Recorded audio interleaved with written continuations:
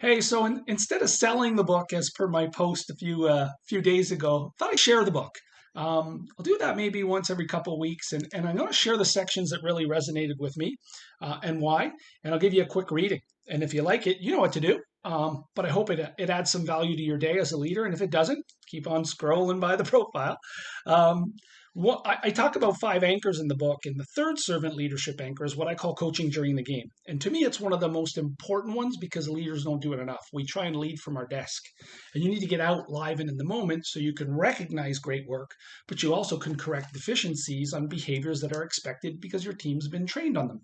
And sometimes it's just a reset, and your team member needs support. So let's talk about that a little bit. Here's a little bit of the section number 3 on my servant leadership anchors.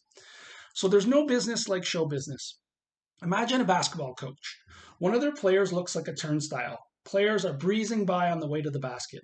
The players are moving their feet quickly enough, and that poor footwork is creating a vulnerability, which in turn undermines the team's results. The coach or an assistant will pull that player aside and demonstrate how the player needs to shuffle their feet. Kids learn that in grade school, but everyone, and that includes NBA players, needs to be occasionally reminded about behaviors that work. The player goes out on the floor, corrects the behavior. The next time they come back to the timeout, the coach will say, "Yeah, that's a great job. You've done it exactly right." It's the same in business. You observe a customer walk into a sales center and no one speaks to them for 5 minutes. You pull the sales manager or the sales associate aside. Here's what it would look like. "Hey, one of the things in our sales training is greeting every customer within 60 seconds. How do you think you're doing with that today? Especially the last customer." It took me quite a while." "Okay, but you do understand what we expect." "Yes, it's 60 seconds." The next time, the employee will greet the customer within 60 seconds with an open ended question. If not, time for a show me. "Hey, let me take the next customer to show you what I mean." Business is run on people and process. You can hire brilliant people, but if you saddle them with lousy tools and procedures, the ambition you hired them for is turned against itself.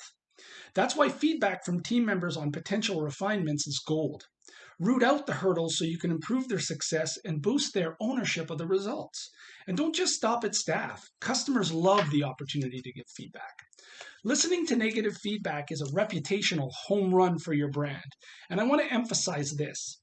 If you take negative feedback and then close the loop with the customer, the employee, the manager, you drive trust.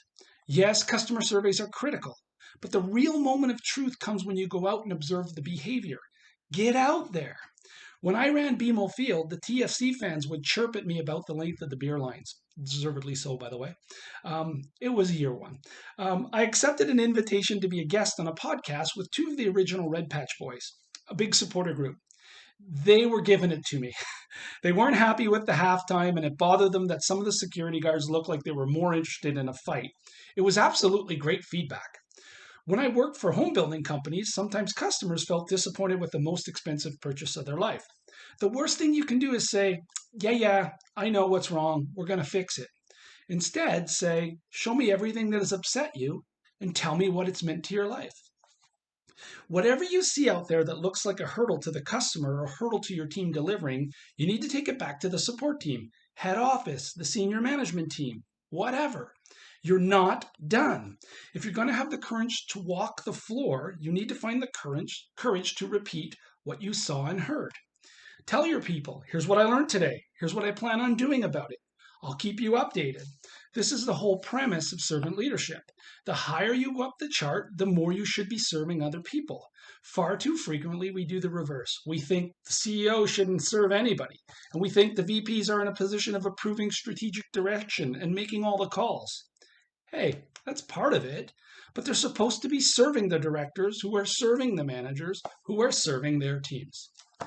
Little section from the third servant leadership anchor in the book, coaching during the game, based on an 80s management philosophy called management by wandering around, just a little bit modernized and maybe a little bit better parallel for people to grasp and perform those behaviors. So that's it. That's reading number 1. Would love to know if you like this. If you leave a comment, that'd be great. I'll do it again if people enjoyed it. Thanks, everybody.